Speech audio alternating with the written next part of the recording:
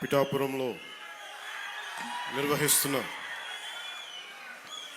ముందస్తు పీఠికాపుర సంక్రాంతి మహోత్సవాలకి విచ్చేసిన సహచర మంత్రులు, గౌరవ శ్రీ నారాయణ గారికి, మున్సిపల్ పరిపాలన అర్బన్ శాఖ మంత్రివర్యులు, కాకినాడ జిల్లా ఇన్ఛార్జ్ మంత్రివర్యులు శ్రీ పొంగూరు నారాయణ గారికి మనస్ఫూర్తిగా మన పిఠాపురం ప్రజల తరపున మనస్ఫూర్తిగా వారికి ఆహ్వానం పలుకుతున్నాం. అలాగే గౌరవ పౌర సరఫరాల, ఆహారం, వినియోగదారుల వ్యవహారాల శాఖ మంత్రివర్యులు శ్రీ నాదెండ్ల మనోహర్ గారికి మనస్ఫూర్తిగా వారికి ఆహ్వానం పలుకుతున్నాం. మనోహర్ గారు జనసేన పార్టీ కష్టం వచ్చినా నష్టం వచ్చినా ఇబ్బందులు పడ్డా ఒక వెన్నుదన్నులాగా నిలబడిన నాయకులేదు. అలాగే రాష్ట్రం ప్రజానికం కష్టాల్లో ఉంటే ఏ సమస్యనైనా సరే ముందుండి నాకు వెన్నంటే ఉండి నాకు ధైర్యం ఇచ్చిన మనోహర్ గారికి మరో మనస్ఫూర్తిగా ఈ వేడుకకి హాజరైనందుకు మనస్ఫూర్తిగా వారికి ధన్యవాదాలు తెలుపుతున్నాను. ఆయన వాగ్దాటితోటి మంత్రముగ్ధుల్ని చేసే గౌరవ పర్యాటక సాంస్కృతిక సినిమాటోగ్రఫీ శాఖ మంత్రివర్యులు కందుల దుర్గేష్ గారికి మనస్ఫూర్తిగా హృదయపూర్వక నమస్కారం. వారిని ఒకటే అడిగాను, మన ఈ పిఠాపురం, మన పీఠికాపురం ఒక షోకేస్గా ఉండాలి. పర్యాటక శాఖ కంటే చాలా తక్కువ వ్యవధిలో దాదాపు ₹1 కోటి ఖర్చు పెట్టి ఇవన్నీ ఆర్గనైజ్ చేసినందుకు మనస్ఫూర్తిగా వారికి నా ధన్యవాదాలు. అలాగే ఆనం రామనారాయణ రెడ్డి గారు గౌరవ దేవాదాయ మరియు ధర్మాదాయ శాఖ మంత్రివర్యులు, వారికి కూడా రావాల్సి ఉంది. ఆయనకున్న పరిస్థితుల్లో రాలేకపోయారు. వారికి కూడా ముందు ఆమోదం తెలిపినందుకు రాలేకపోయిన పర్లేదు, కానీ వారికి మనస్ఫూర్తిగా నా హృదయపూర్వక నమస్కారం. పిఠాపురంలో నేను లేకపోయినా, ఎక్కువ రోజులు లేకపోయినా కానీ నా తరపున పనిచేస్తున్న పార్టీ తరపున ఉంటున్న గౌరవ శాసన మండలి సభ్యులు, ప్రభుత్వ శ్రీ పిడుగు హరిప్రసాద్ గారికి మనస్ఫూర్తిగా నా నమస్కారాలు.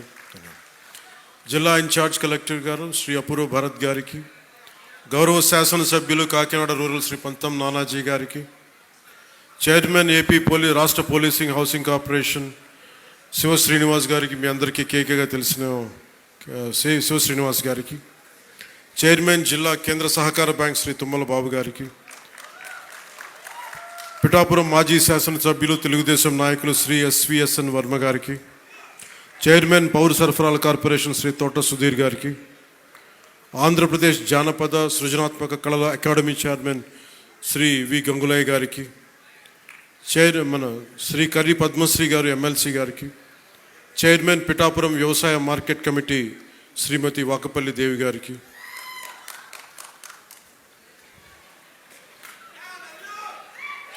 Chairman Godavari eastern delta project Shri Muralisetti Sunil గారికి, బీజేపీ పిఠాపురం ఇన్ఛార్జ్ బుర్రా మురళీకృష్ణరాజు గారికి.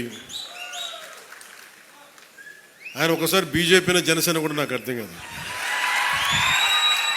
అంత ప్రేమ చూపిస్తారు, అంత నిలబడతారు. సో వారికి నా మనస్ఫూర్తిగా నమస్కారాలు. నేను చాలామందిని ఆహ్వానించాను. చాలామంది గతంలో పిఠాపురంలో మన ఎలక్షన్ సమయంలో జనసేన విజయాన్ని కృషి చేసిన చాలామంది సినిమా ప్రముఖుల్లో చాలామందిని ఆహ్వానించి మొదటి రోజుగా హైపర్ ఆది గారిని, మాట బాగుంటుంది కదా, అందరూ కామెడీ హ్యూమర్ అనుకుంటారు, మాట చాలా విట్టు ఉంటుంది. అలాంటి హైపర్ ఆది గారు ఇక్కడ విచ్చేసినందుకు మనస్ఫూర్తిగా వారికి నా హృదయపూర్వక నమస్కారాలు, ధన్యవాదాలు. అలాగే సాగర్ జనసేన ఇన్ఛార్జ్, కరీంనగర్ ఇన్ఛార్జ్, ప్రత్యేకించి వారందరినీ మనకి టీవీ మాధ్యమాల ద్వారా, సీరియల్స్ ద్వారా వారు ఆర్కే నాయుడుగా మన ఈ మధ్య సినిమా కూడా చేశాం. ఆయన అసలు పేరు సాగర్ అయినప్పటికీ కూడా ఆయన వేసిన క్యారెక్టర్ ఆర్కే నాయుడుగానే ఆయన ప్రసిద్ధి చెందారు. మనస్ఫూర్తిగా వారికి ప్రత్యేకించి తెలంగాణ నుంచి మీరు మనస్ఫూర్తిగా ఇక్కడికి వచ్చినందుకు నా హృదయపూర్వక ధన్యవాదాలు. తెలంగాణకి ఆంధ్ర ప్రాంత ప్రేమను తీసుకెళ్ళండి. తెలంగాణ సోదరులకి సోదరీమణులకి మనస్ఫూర్తిగా గోదావరి జిల్లాలోకి వచ్చి మన ఆతిథ్యం స్వీకరించమని మనస్ఫూర్తిగా మీరు తెలియజేయండి. ఏదైనా కూలగొట్టేయడం చెడగొట్టేయడం చాలా తేలికమ్మా. ఒక పండగ చూస్తామంటే ఏం మాట్లాడాలనుకుంటామంటే ఓ పిడికిడు గింజలు పండించడం చాలా కష్టమైన పని. అదే పిడికిడికి ఒక చేతికి వచ్చిన పంటని నేల రాసేయడం చాలా తేలిక. ఒక అలయన్స్ని నిర్మించడం చాలా కష్టం. అందరినీ ఏకతాటిపైన తీసుకురావడం చాలా కష్టం. కేంద్ర నాయకత్వం దగ్గర నుంచి రాష్ట్ర నాయకత్వం ఎంత కష్టపడి పట్టుకెళ్తుంటే దాన్ని చెడగొట్టడం చాలా తేలిక, చాలా తేలిక. సంక్రాంతి మనం చెప్తుంది ఏంటంటే ఒక చేతికి ఒక కష్టపడి సంవత్సరం ఒక 6 నెలలు కష్టపడి 4 నెలలు కష్టపడి పంట చేతికి వస్తే ఆనందం తాలూకు నిదర్శనమే సంక్రాంతి పండగ. మనకి ధాన్యం వచ్చింది, ధాన్యం అమ్మగా డబ్బులు వచ్చినాయి. ఈ రోజున మన హరిదాసులు కానీ ఇంతమంది జానపద కళాకారులకు కానీ మనం ఎందుకు ఇస్తాం ఇవన్నీ అంటే మా దగ్గర అబండెన్స్ ఉంది. మాకు ఒక 10 బస్తాలు పంట ఉంటే మేము 2 బస్తాలు పంచుతామని చెప్పడానికి. అది సంక్రాంతి తాలూకు నిదర్శనం.